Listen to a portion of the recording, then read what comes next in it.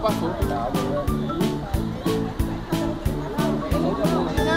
é assim. Mas aí a mão dele não vem só até o... pequeno.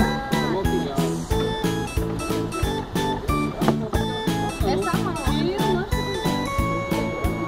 Já pra trás e tirar o cinto. Ó, peraí, ó. Volta aí, só pra te mostrar um negócio aqui.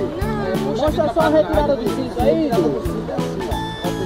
E eu que sou pequeno. Essa aí não, você é do meu tamanho. Não. Essa Eu consegui tirar e ele não conseguiu. esse celular aqui tá aqui. Não, manda pra mim também que é uma armação maior que a minha. Ó, essa Gente, peraí. a retirada do cinto é isso aqui, pessoal.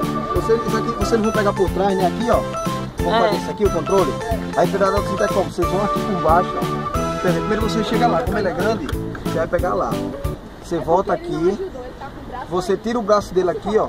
O cinto não tá aqui, você por dentro do cinto, ó, pega o braço dele, ó. E puxa. Porque quando você puxar, você vai livrar o cinto, ó. Tá entendendo? Depois que você puxou, você pega por aqui, ó. Você segura aqui, ó. Pronto. Aí quando você segurar aqui, aí você puxa. Tá entendendo? Eu vou puxar aqui, minhas costas já tá fodido. Mas ele vinha. Não é que eu puxasse deles aqui, ele vinha. Eu botava pra cá, eu levava pra mim aqui, ó.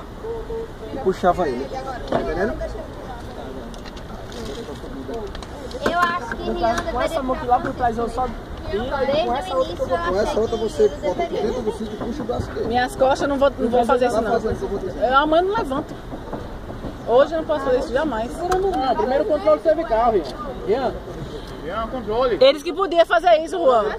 Juan, eles que podiam fazer. Desde que não mexesse na cervical. Deixa ele fazer isso que eu não vou ficar falando aí. Mas aí você tem O controle. Né? puxa pra você.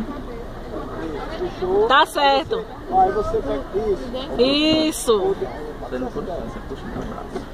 Por baixo agora, agarra o braço dele e puxa pro Valeu, Rian. Valeu, Rian. Vai. Valeu.